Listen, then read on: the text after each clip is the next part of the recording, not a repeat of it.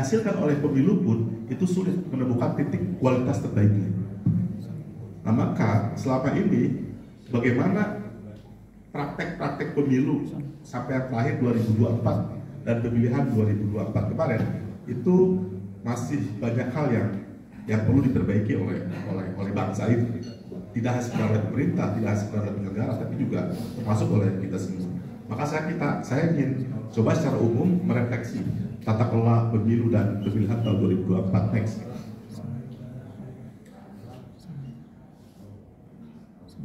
Nah ini, jadi terus ke atas lagi. Nah ini ada 4 minimal dalam perspektif yang jadi permasalahan pada pemilu. Pertama adalah pada aspek regulasi.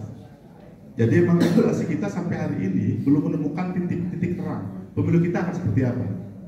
Bahkan ketika kemarin putusan MK tentang pemisahan pemilu lokal dengan pemilu nasional, itu putusan MK cuma satu opsinya, harus dijalankan.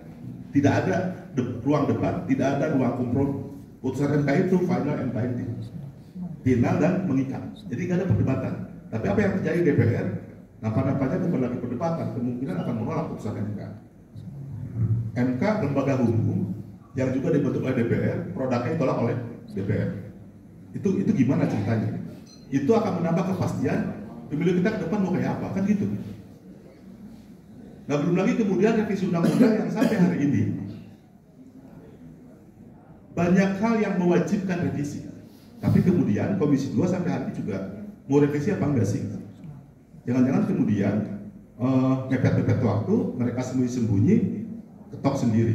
Ikan mana hak publik untuk membangun alat kritis? Seperti ada undang-undang TNI dan macam-macam. Belum lagi dalam perspektif pembuatan regulasi, implementasi regulasi. Bagaimana kemudian KPU itu amat sangat aneh-aneh membuat regulasi. Begitupun kemudian konstruksi undang-undang yang mensejajarkan penyelenggara pemilu, KPU, Bawaslu, DKPP, ya faktanya seringkali kemudian di undang-undang tersebut Bawaslu diperlakukan sebagai penyelenggara pemilu nomor 2. Jadi kan aneh-aneh itu. Dan banyak faktanya. Ya, Bawaslu misalnya. Bawaslu itu mau membuat peraturan Bawaslu itu harus tunggu peraturan KPU. Padahal sejajar. Terus itu gimana cerita sejajar tapi nunggu keputusan KPU, PKPU baru kemudian Bawaslu dibuat. Ya pantas Bawaslu lambat-lambat kan gitu. Karena nunggu dulu keputusan KPU. Terus sejajarnya di mana? Ya begitu pun dalam perspektif kewenangan. Bawaslu kemudian diminta mengawasi semua tahapan pemilu. Bayangkan ketika misalnya verifikasi partai politik yang punya sistem sistem pendaftaran partai politik, sistem verifikasi kan KPU. Nah kemudian Bawaslu gimana cara ngawasinya? Nggak dikasih akses pula. Terus demi kesetaraan penyelenggara pemilu di mana? Nah itu undang-undang yang bermasalah. Nah kemudian dalam implementasi juga misalnya bagaimana ketertutupan informasi publik itu juga banyak hal yang saya pikir perlu diperbaiki di regulasi agar karena kan semua berangkat dari regulasi. Kalau regulasinya bermasalah yang saya oleh Pak Ketua Abhan tadi itu akan bermasalah semuanya. Tidak bermasalah pun terkadang selalu disiasati untuk jadi masalah kan gitu. Apalagi kemudian undang-undangnya bermasalah. Nah yang kedua masalah juga muncul di penyelenggara pemilu. Nah kita nggak tahu, mari kita evaluasi secara jernih, secara objektif. Berdasarkan pengetahuan saya, pengalaman saya, Indonesia mengalami obesitas penyelenggara pemilu. Tidak pernah ketemu di negara lain pun penyelenggara pemilu ada 3 lembaga, KPU, Bawaslu, dan DKPP. Ya mungkin ya tapi kan faktanya harusnya kan sederhananya semakin banyak penyelenggara pemilu semakin baik, itu relasinya. Nah tapi gimana yang terjadi di kita gitu. Justru semakin banyak lembaga penyelenggara pemilu yang kita lihat ya sering juga mereka berhadapan kan gitu. Akhirnya rakyat yang dibingungkan. Sering juga produk hukumnya juga berhadapan. Ya sering juga kemudian praktek-praktek di lapangan juga membingungkan oleh teman-teman penyelenggara pemilu di tingkatan bawah. Saya pikir ini juga secara objektif saya katakan mengalami obesitas penyelenggara pemilu. Di negara lain kita nggak pernah ketemu yang namanya Bawaslu, yang namanya DKPP.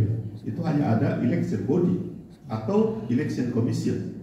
yang disebut penyelenggara pemilu, yang disebut KPU, begitu. Nah, tapi saya pikir kita juga paham niat baik dari penyelenggara penyusun undang-undang. Bagaimana negara itu misalnya membutuhkan Bawaslu. Karena saya, Jerry, dan kawan-kawan juga termasuk orang-orang yang pertama kali membentuk Bawaslu. Bahkan instrumen-instrumen yang kita siapkan di Bawaslu sampai hari ini juga masih dipakai. Niatnya agar pemilu lebih baik. Ketika kemudian KPU disinyalir banyak melanggar, disinyalir banyak kecurangan, siapa yang ngawasin? Karena rakyat belum siap mengawasin.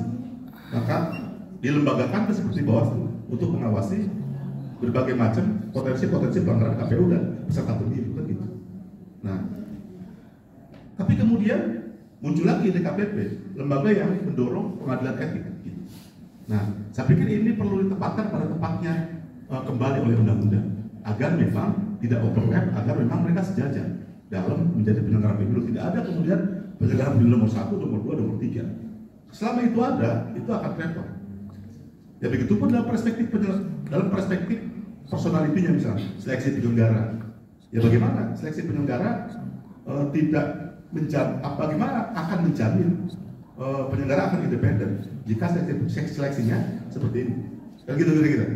Nah kemudian DKPP misalnya di tingkat pusat itu ada 5 DKPP, itu 3 orang itu sudah terkena hukum etik, yaitu cacat etik. Ya gimana bisa jadi pimpinan DKPP kan? Nah menurut saya seperti itu kalau kemudian kita biarkan undang-undang membiarkan itu akan repot. Sehingga produknya pemilu seperti ini.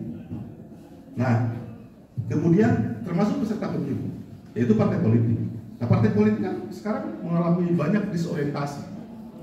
Ya, bagi saya misalnya tidak kuat demokratisasi di internal partai. Bahkan kita sulit menemukan dari sekian partai mana yang demokratis. Mereka yang selalu kuat demokrasi. Tapi faktanya hari ini sulit kita menemukan satu saja partai mana yang demokrasi. Praktek-praktek demokrasi tidak terjadi di partai politik. Banyak contoh kasus dan seterusnya. Ya misalnya sederhana saja, pilkada di kabupaten kota atau pilkada di provinsi ABCD, tapi rekomendasi turun dari pusat. Itu praktek demokrasinya di mana? Yang memahami dialektika lokal di lokal, kan gitu kira-kira kan? Belum lagi misalnya praktek-praktek oligarki di dalam partai politik. Ya belum bisa praktek-praktek transaksional. Sudahlah, tidak akan pernah jadi orang miskin kayak saya di ketua partai. Kan gitu kira-kira. Itu kan terus mereka lah yang kemudian akan meninggalkan negara. Kita sulit untuk itu gimana kita negara ini kan gitu. Nah kemudian yang seharusnya juga peserta pemilih juga sama. Akibat dengan dialektika politik yang destruktif saya sampaikan tadi, maka kemudian pemilih pun itu ikut-ikutan. Ya pragmatisme, transaksional, kemudian juga praktek-praktek hoax, buzzer, ya itu saya pikir juga pemilih. Tapi jangan lupa, yang pemilih itu kan siapa yang ngajari pragmatis, siapa yang ngajari transaksional, kecuali kemudian elit peserta pemilu, elit politik kan gitu. Nah kalau pemain politik kita ya jangan salahkan rakyat tuh. Seperti itu. Tapi faktanya mau disalahkan mau tidak hari ini praktek itu sudah mampu. Nah artinya menurut saya ingin menyampaikan bahwa selama kemudian praktek-praktek itu terjadi, maka kita sulit menemukan titik kualitas demokrasi di Republik kita. Maka undang-undang yang lebih awal harus kita dorong. Bagaimana kemudian menempatkan pemilu itu benar-benar kualitas undang-undang harapannya akan menemukan kualitas pemilu dan kualitas hasil pemilu itu. Jangan sampai kita udahlah nggak usah bikin kualitas pemilu, nggak usah bikin kualitas hasil pemilu, undang-undangnya pun tidak berkualitas, kan gitu kira-kira. Maka saya regulasi itu saya tempatkan di masalah utama. Itu. Next. Nah ini terjemahan saja regulasi. Misalnya apa?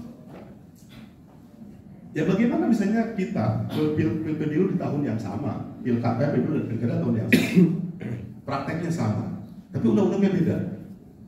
Jadi gimana gitu? Nah, kadang-kadang penyelenggara juga bingung menggunakan undang-undang apa? Undang-undang 2017, apa undang-undang 2016, 2015 yang pilkada. Di situ prakteknya berbeda. Contoh kecil saja, kami pemantau Di Undang-Undang Nomor 7 Tahun 2017, sertifikasi pemantau itu dikeluarkan oleh